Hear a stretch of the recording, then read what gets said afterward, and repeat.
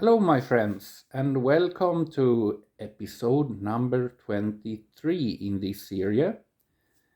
We're starting today with a band that called the Alan Parsons Project, and this album, Eye in the Sky, was released 1982. Alan Parsons was an assist technician at Beatles' Abbey Road album, and also at their Roof concert. But he get as most attention to his work with Pink Floyd and the album Dark Side of the Moon. But in 1975, he meet with the songwriter and singer Erik Wolfson, and these guys are from London, and this band get formed. But from the start there was many different members, but after some time there start to be an original line-up. They was active until 1990, but I have seen they has performed on a festival in Canada 1998. So I really don't know if they are active today or just have do some gigs together. This album is a really great rock album. It's fantastic, and they're so skilled and talented musicians, so it's a real pleasure to listen to it. I don't know these small photos here, if there's anything interesting.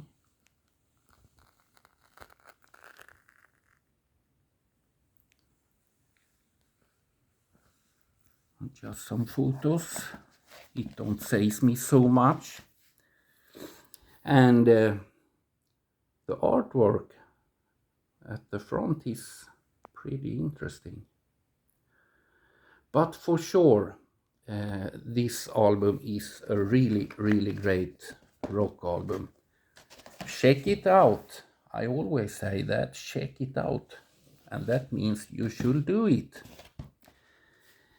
Next lady up is very well known.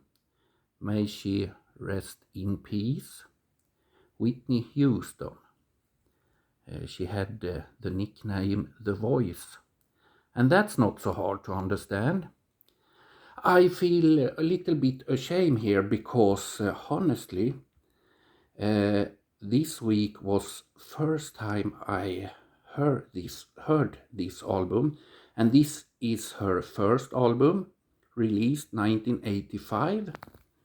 And from the start, the commercials don't go so great, but after about a half year or so, it really get in speed and reach really a lot of awards. And this album was at the top 14 weeks at Billboard 200.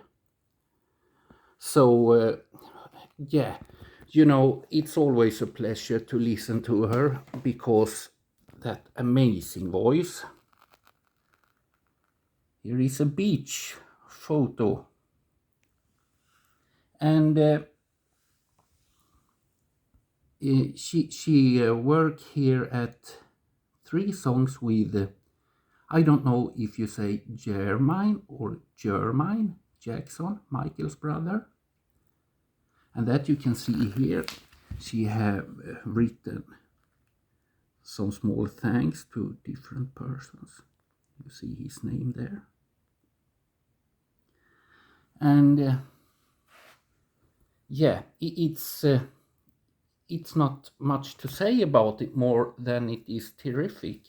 You know, Whitney is Whitney, and it's really relaxing and chilling to listen to her amazing voice, and it's really filled up with great songs here. So check this out also. Maybe you as the same as me that never had heard her first album before. But it's never too late, that's for sure. Check this album out. Please do. You're gonna like it. And the last album for today, it's a German band called Aorta and Blood Pressure. This is released 1983 and I think it's such a cool cover. You know the man with the axe? That's the guy that has the light and effects for the band. He don't look so creepy. I think he looks nice. He had a little laugh. Maybe he just offering them that he can split some wood for them or something. But yeah, it's really a great photo. I love it. I really love it. And this band was from Cologne and they was active in the early 80s. And Cologne was the English name. A good friend told me that today. In fact, the town is Köln. In Sweden we say Köln. But this album, I don't know if you can find it, maybe at YouTube, because it's not millions of copies out there. Here we have the Mad Axeman. But you must check out YouTube and see if you can find it. Maybe that was said I don't check it out and put out a link or so. Because that's, again, it hits me, this not so known band. What a great production on the album. You hear everything so clear.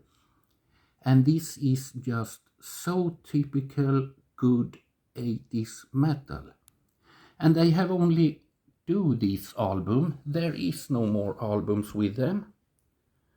And that's why what I feel was important is not so many know this band. I must try to telling their name and show the record, and maybe more can listen to this amazing one, because it's really amazing. I love it. For sure, this is an album I'm gonna play many times. And I haven't had this album so long, maybe 1 month or so. Remember, I'll show you some catalogs. There I hunting records that I don't have the money to buy that time when they come. And this one, 83, was expensive because they don't take it into Sweden. You must import it if you want it. So it was more expensive than an ordinary record. But now it's here. Finally. I have waited since 1983 to get this one. It's never too late. I love collecting, for sure. Well, that's what was all I had for you this episode. Hope you enjoy it and take care, people. See you.